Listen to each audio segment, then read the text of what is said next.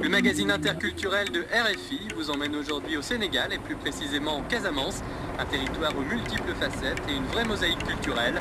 L'association de l'autre idée a décidé d'y organiser une exploration artistique, des rencontres placées sous le signe de l'échange et du partage des savoirs entre ces artistes alternatifs et les artistes locaux. Attention, choc des cultures.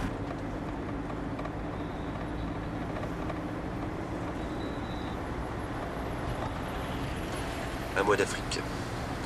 Un mois d'Afrique, c'est à la fois surprenant et à la fois ça correspond à ce que j'imaginais. C'est d'abord notre rythme, notre couleur, notre odeur, notre rapport. Alors, en fait, on a plein de choses en tête. On a des mosaïques, des bouts de choses qu'on connaît, qu'on a lues, qu'on a travaillé, qu'on a discuté avant. Et puis sur place, petit à petit, tout se met en place, tout s'articule. Et au bout d'un mois, on a l'impression de comprendre un peu mieux, de réussir à faire se croiser ce que disent les gens, l'histoire, la géographie. Et derrière la douceur apparente, derrière une douceur de paysage, une douceur de climat, une douceur des gens. Ce qui me marque le plus, c'est en fait la dureté des choses, la dureté de la vie. Et puis en plus, quand on continue à creuser, en fait, on remonte le temps. Il y a la difficulté pour vivre, il y a les problèmes d'avant-hier, du Jola, d'avant-avant-hier, de 20 ans de conflit. Et puis derrière, c'est aussi des guerres, des exodes, c'est aussi la traite négrière, c'est aussi la colonisation. Et tout ça s'accumule, couche après couche, pour faire le paysage d'aujourd'hui. Et ce qui est marrant, c'est que c'est parfois par des petites choses qu'on arrive à mieux comprendre. Des fois, on va avoir de façon volontaire la démarche d'aller voir quelqu'un qui connaît bien, qui peut donner des informations. Et puis d'autres fois, au hasard d'une discussion, au hasard d'une rencontre, comme ça, presque non prévue, on a tout d'un coup l'impression de mieux comprendre. Je pense qu'à l'heure actuelle, la rencontre culturelle, quand on parle de globalisation et tout ça, on pourrait penser que, mais à quoi bon ? Après tout, aujourd'hui, on est au courant de ce qui se passe un peu partout. On a la télé, on a Internet. Enfin, on a l'impression en fait d'avoir les yeux grands ouverts sur ce qui se passe dans le monde. Alors qu'au final, eh ben non, on filtre vraiment une quantité infime d'informations. On retient un peu que ce qu'on a envie. Et puis ben voilà, là sur le terrain, on est confronté à toutes ces choses, quoi. Qui enrichissent le boulot, qui le compliquent aussi, qui permettent toujours de partir sur de nouvelles pistes. Donc je pense que c'est ça aussi, moi, qui me fait beaucoup réfléchir, c'est tout ce côté humain, cette complexité humaine dans les rapports. Et pourtant les gens sont super ouverts, que ce soit d'un côté ou de l'autre, et donnent beaucoup d'énergie et en dégagent, quoi, parce que les gens répondent assez facilement aux propositions qu'on peut faire lors de nos boulots. Mais effectivement, ça se fait toujours d'une manière assez compliquée. Première rencontre avec ces petites joies, ces petites difficultés aussi, si je parle un peu du travail ici, du travail qu'on mène en vidéo. Difficultés par rapport à des contraintes techniques qu'on n'avait forcément pas envisagées en préparant tout ça à Rennes il y a quelques mois. Contraintes mis un peu en relief par notre expérience du vidéomaton. Et des choses qu'on ne soupçonnait pas, comme la barrière de la langue. c'est assez rigolo maintenant de travailler avec un traducteur qui nous explique, qui nous traduit les explications de notre traducteur à Béné par exemple. Et on ne s'est pas rendu compte qu'on faisait traduire un texte de français en mandingue par un diola qui de plus a grandi en Gambie. Ouais, je pense que c'est la barrière de la langue. Parce que bon, nos langues sont assez complexes. Hein. Nos langues sont assez complexes. Parce qu'il y a beaucoup de gens qui parlent plusieurs langues, qui sont polyglottes, qui parlent le mandingue, le diola, le wolof, le tukuleur, etc., etc. Ils parlent plusieurs langues. Mais ça ne veut pas dire que cette personne-là qui parle, qui est wolof ou bien je sais pas, qui est mandingue et qui parle le diola, peut traduire en fait parfaitement une pensée du français ou bien d'une autre langue à cette langue-là. Donc je pense que et pour chaque localité, je disais, pour chaque localité, il y a des spécificités. Il y a des concepts qu'il faut vraiment maîtriser, qu'il faut pour les traduire. Parce que ça diffère quoi, d'un village, d'une localité à un autre. Il y a des concepts qui entrent en jeu qu'il faut vraiment maîtriser. Donc maintenant, un truc qui nous paraît super évident, on n'en avait pas conscience du tout à notre arrivée en découvrant tout ça.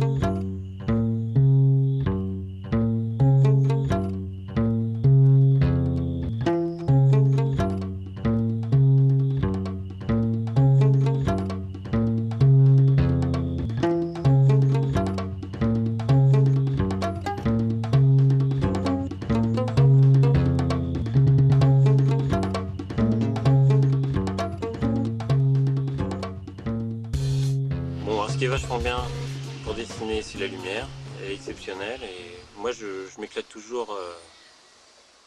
J'étais déjà allé en Afrique, j'avais déjà constaté ça, le fait d'avoir une très très bonne lumière, ça améliore considérablement le dessin. Donc j'étais très content de revenir ici pour ça, puis le choc, quoi, le fait de ne pas du tout avoir les images habituelles. Ça imprègne, quoi. Ça imprègne directement et donc il n'y a plus qu'à dessiner. Tous les jours, ce qui m'importe, c'est de me lever tôt, de me balader, de trouver un endroit, de faire mon dessin, parce qu'après je suis tranquille, je suis bien. Je me dis voilà, j'ai accompli quelque chose. Même si quand je suis en vacances, je fais exactement la même chose. J'essaie de faire un dessin par jour, ça me plaît bien. Je fais pas ça comme un métier, je fais ça parce que ça me plaît. Je me sens paisible quand je fais ça, tranquille. Et voilà, l'idée, c'est de communiquer ça, quoi, au moins.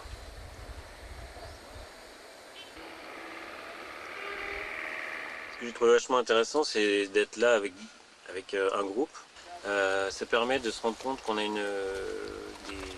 des gammes de sensibilité, d'approche des choses que l'on n'estime pas forcément soi-même.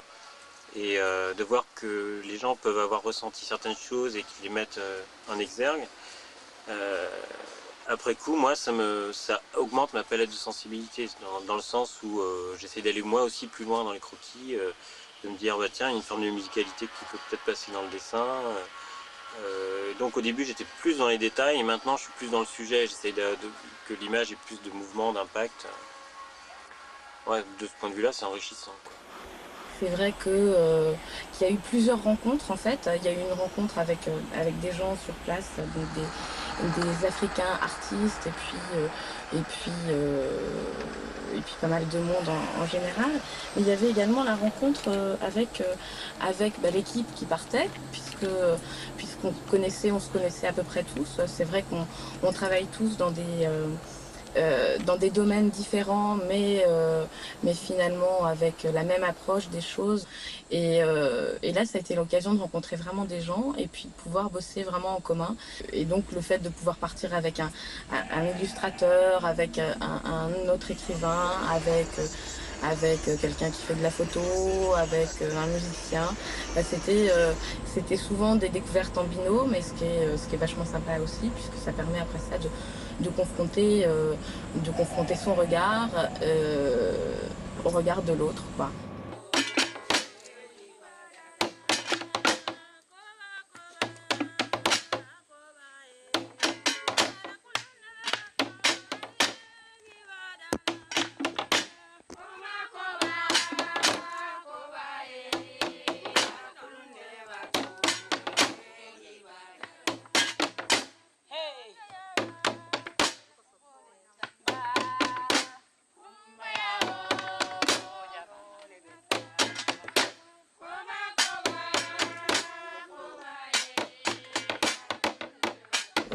J'ai une rencontre très forte avec les femmes du camp Koron Group à Abéné. Il s'est passé vraiment des choses excellentes, quoi. Enfin, des trucs très très forts dans le regard, puisqu'évidemment moi je ne parle ni wolof, ni gola, ni mandingue, et qu'elle, à part deux trois trucs, elle parle pas français. C'est pas qu'il faille forcément parler le français non plus, mais ceci dit, pour échanger des idées avec des gens qui viennent de l'extérieur, c'est quand même hyper dur quand on ne parle qu'un ou deux dialectes. La femme africaine est quelqu'un qui tient la maison, donc qui a quand même vachement de poids en fait dans la société. Mais maintenant, elle est quand même planquée dans les cours des maisons et c'est vrai elle est quand même assez inaccessible. Il n'y a pas de clivage noir-blanc, quoi. Il y a par contre vachement plus un clivage homme-femme.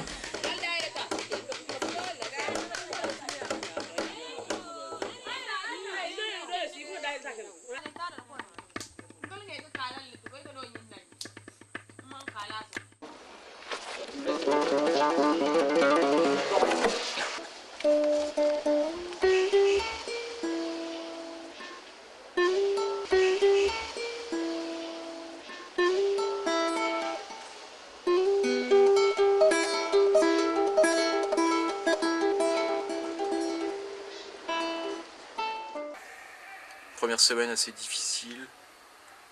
Béné, très route, donc l'eau du puits, dormir dans le ciment, entre quatre briques et tout ça, donc un petit côté route, ce qui est bon, qui est pas forcément complètement déplaisant, ça se passe.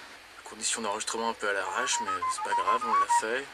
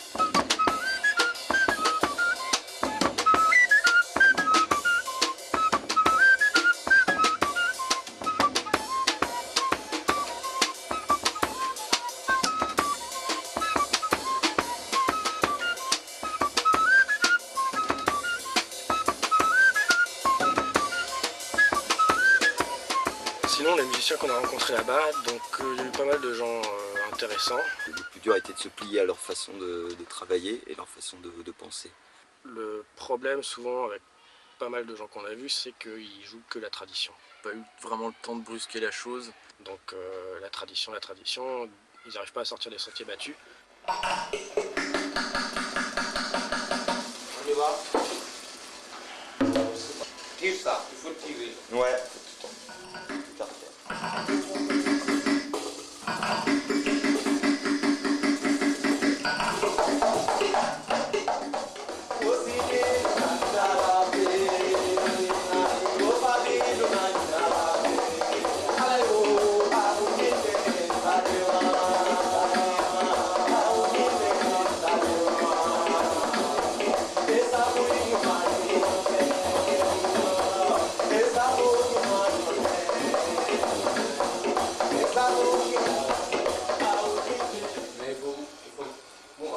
On écoute ça, tu vas regarder.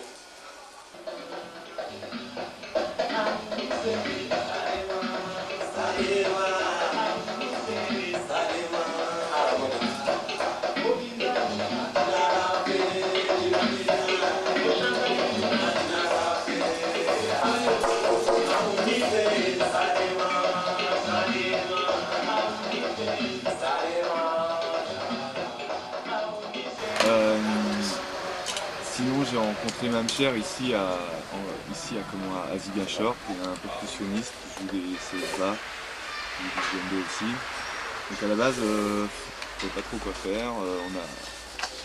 On l'a fait jouer un peu sur des rythmiques électroniques et c'était pas mal, c'était vraiment sympa quoi.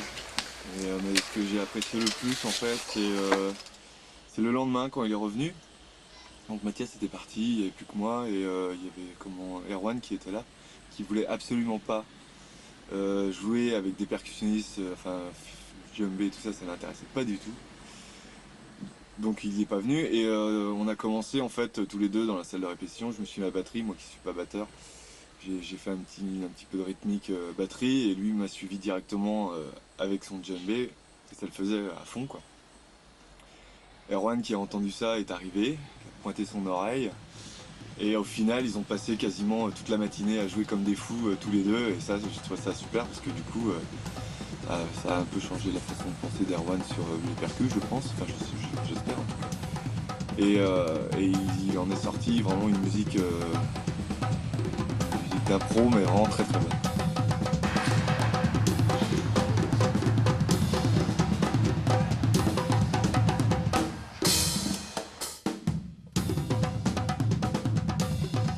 On est assez satisfait là, bon maintenant qu'on est à Ziguinchor, c'est excellent, on a l'électricité et tout, donc on peut faire tourner les ordis la nuit et continuer à bosser dessus. Donc gros boulot de montage et tout ça, des reprises et tout ça. Là on doit arrêter de faire de la prise de son pour commencer à mettre en place en fait le futur album. Donc on a pas mal de matière et donc faut se concentrer entre nous pour pouvoir mettre tout ça en place. Il y a énormément de trucs à faire maintenant voilà, au niveau montage, trouver une ambiance générale aussi pour le CD.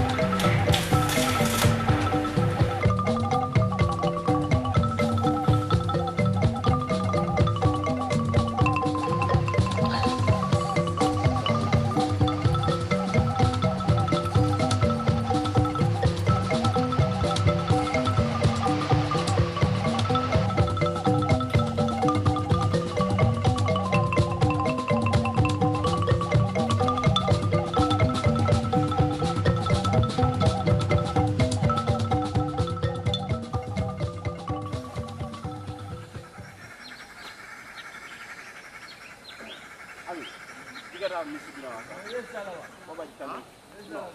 irez les rechercher?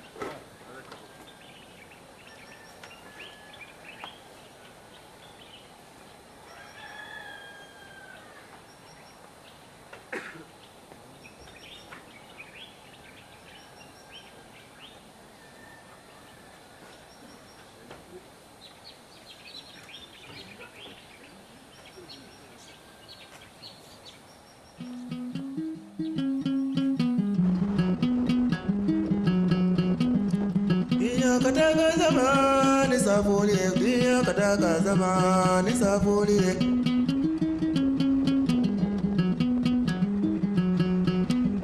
Dia kadaga zamani sabuli, dia kadaga zamani sabuli.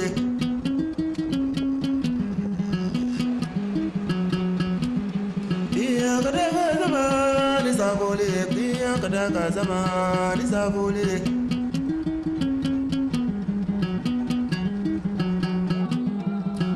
Kada Senegal isabuli, dia kada Senegal isabuli.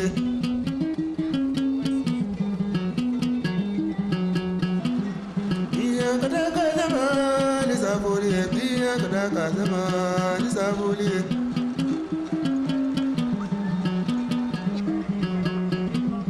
Janya Karolini karo, Janya Karolini karo.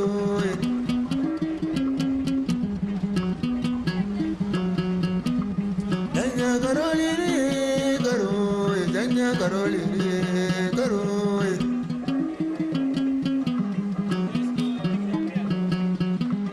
Dia kada Senegal, Isabuli, dia kada Senegal, Isabuli.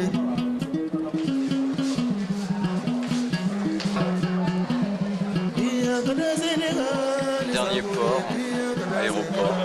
Isabuli.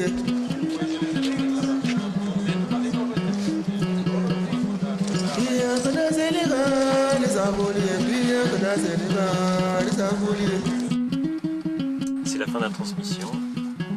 Merci de votre attention.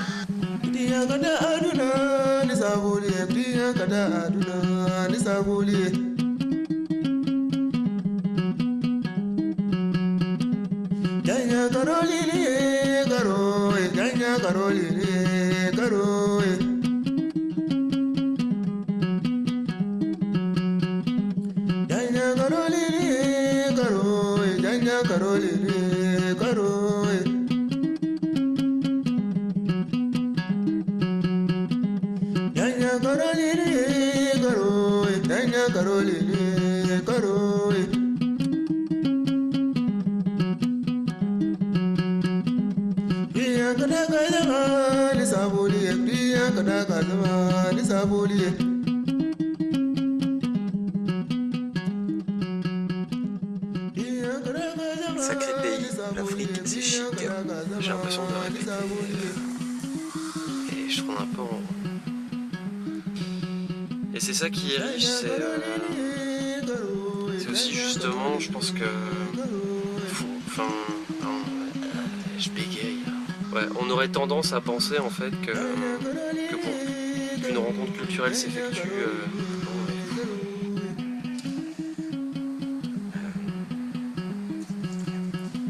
Sinon, si t'aimes pas le poisson, Eri, c'est pas la peine de venir ici.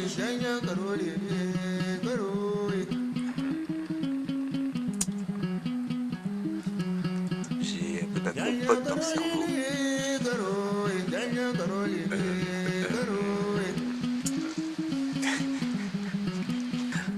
J'arrête pas de remettre mon col, ça va être super.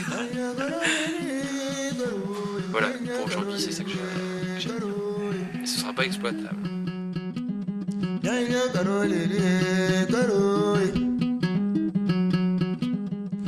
pas si vous allez bosser dessus ou pas, mais si vous bossez dessus, vous allez avoir du montage.